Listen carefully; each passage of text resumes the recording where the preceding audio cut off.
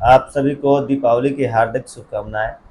मैं डॉक्टर मनीष, आरोग्य charitable trust hospital Raxaul में हम लोग का है।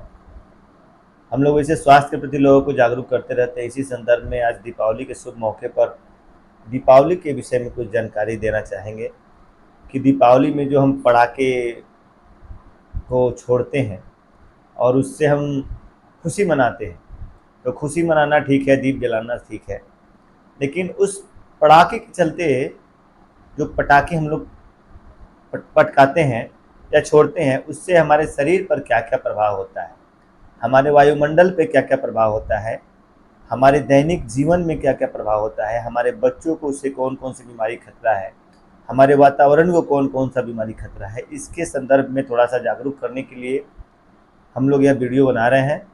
इस वीडियो से हम लोग किसी मतलब दीपावली को ऐसे नहीं करेंगे आप पटाखा को नहीं छोड़िए, लेकिन पटाखा को छोड़ने से होने वाले हानि के विषय में हम बता रहे हैं। प्रयास कीजिए कि कम से कम पटाखे छोड़ना पड़े, और यदि संभव हो तो नहीं छोड़िए। दीप जलाकर, मिठाई खाकर, रंगोली बनाकर, एक दूसरे से गले मिलकर, एक दूसरे से गले मिलकर एक दूसरे के बीच में जो मन मुटाव शिकवे हैं उनको दूर कर आप दीपावली मना सकते हैं।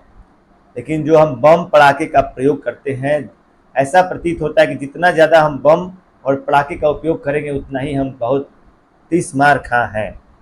तो उस विषय में हमको यह जानकारी देना था कि जो पड़ाके को विस्फोट के दौरान जो हम लोग दीपावली के दिनों में जो बम पड़ाके से जो हम लोग उपयोग करते हैं उसमें कौन सा गैस होता है आपको मालूम है? बहुत ही जहरीली गैसें पाई जाती हैं, जो sulphur dioxide, nitric oxide, carbon monoxide, heavy metals sulphur, lead, chromium, carbo carbo mercury, magnesium जैसे केमिकल्स उसमें होते हैं, जो हमारे सांसों के लिए बहुत ही नुकसानदेह हैं। साथ ही हमारे आँखों के लिए भी हमारे नुकसानदेह हैं।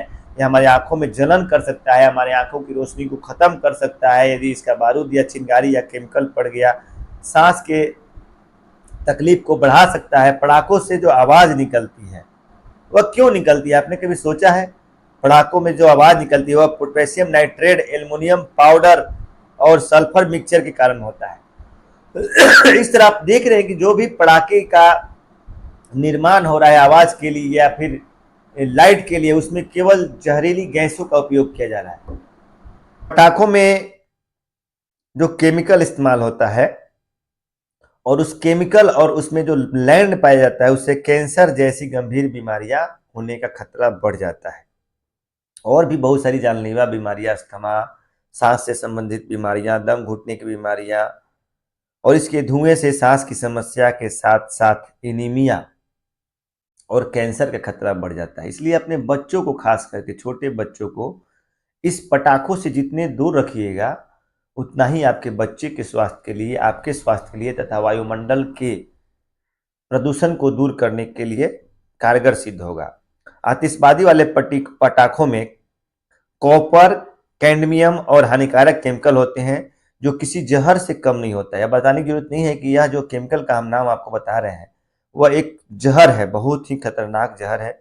पटाखों को बनाने के लिए इसमें जो पदार्थ का इस्तेमाल किया जाता है, जो न सिर्फ कैंसर का कारण बढ़ता है जबकि बहुत सारे बीमारियों का भी कारण बढ़ता है, और यहाँ तक कि आपकी आंखों का रोशनी को भी बर्बाद कर सकता है। साथ ही पटाखे से जो आवाज़ निकलती है वह बहुत ही ज़्यादा मात्रा में हो जाती है। जैसे मानते हैं कि एक आदमी को अगर 60 डेसिमल से ज़्यादा साउंड कान के पर्दा के पास आता है तो उसका कान का चदरा खराब हो सकता है, कान खराब हो सकता है। लेकिन जो पटाखे का जो आवाज़ जो निकलता है वो आपको 140 डेसिमल से ऊपर आवाज़ होता है, और समझिए कि उसकी आवाज़ से आपको सिर दर्द, एंजाइटी तथा बच्चों में कान में होने वाली बीमारियां, कान के पर्दों में छेद जैसी बीमारियां हो सकती है, और कान में लगातार दर्द रह सकते हैं। और यहाँ तक कि छोटे बच्चों में यदि ज़्यादा मात्रा में लगातार आवाज़ वाले पटाखों का सुनने मतलब कि संदर्भ में आते हैं, उसके अनुसरण में आते हैं, तो उनके कानों का आवाज़ हमेशा के लिए जा सकता है। तो पटाखे में तांबे, कैल्शियम, सल्फर, एल्युमिनियम, बोरियम जैसे खतरनाक तत्व होते हैं, जो हवा में घुलकर उसको जहरीला बना देते हैं। पटाखों को जलने से निकलने वाले धुएं से हमारे शरीर में बहुत सारे दुष्प्रभाव है। जैसे पटाखों में एल्युमिनियम पाया जाता है, तो एल्युमिनियम से क्या होता है? एल्युमिनियम जब जलेगा वातावरण में त्वचा के संपर्क में रोग जब आएगा तो त्वचा से संबंधित रोग का खतरा बढ़ जाता है। और फिर सल्फर डाइऑक्साइड जब आएगा तो सल्फ्यूरिक एसिड से होने वाले एसिड रैन का जल संसाधनों बस वनस्पतियों पर प्रभाव पड़ता है। उसके चलते जो एटमॉस्फेयर में उसका धुआं जाएगा, उसके चलते भी बहुत सारा एटमॉस्फेयर को खतरा है। पोटेशियम नाइट्रेट जो होता है वह जहरीला धुआं होता है, सल्फर कंपाउंड, जिससे कैंसर हो सकता है। कैंसर से संबंधित इसमें यह सब इससे निकलने वाले गैसों का हम नाम बता रहे हैं। एवं पोटेशियम जो होता है मनुष्य और जंतुओं में थायराइड और अन्य समस्याओं को पैदा कर सकता है।